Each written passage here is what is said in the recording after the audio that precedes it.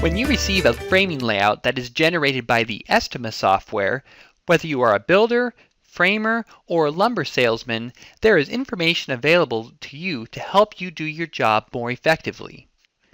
In this short video, we'll investigate how to read the layouts and get to the information that is important for you and the work you are doing. There are 4 different areas that we'll look at: general information, notes, details, and materials. We'll look first at general information, which can be found in a couple of locations on the sidebar of the framing layout. Up here is the project name and location information if that has been made available, and more importantly, the name of this particular framing layout and what it relates to in the project, in this case, upper floor framing.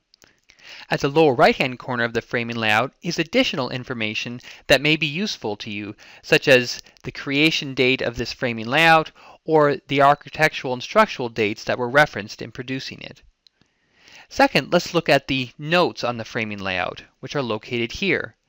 These are notes and information that the estimator who completed this framing layout felt were important for you as the builder or framer or salesman to know about as you move the project forward. Another important facet of the framing layout are the plan details located here at the lower left.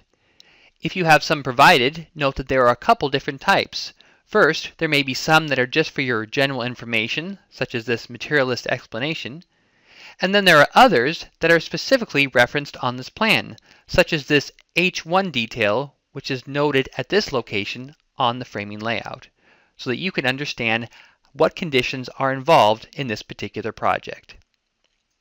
Finally, and probably most importantly, the framing layout helps you understand what materials will be required to complete this particular framing area of the project.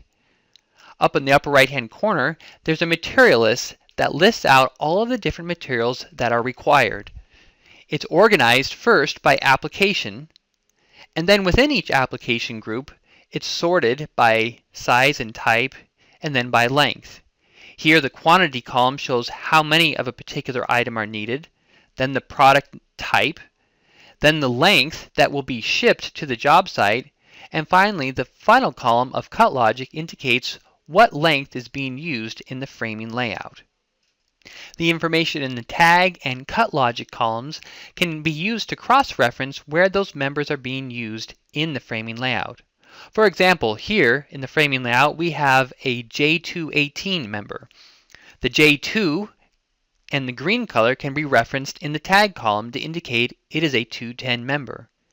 The 18 indicates that that member is 18 feet long, and if we look in the cut logic column, we see where that 18-foot member is used. And also note that the length that it was shipped to the job site is also 18 feet. As another example, here we can see we have a J23 member.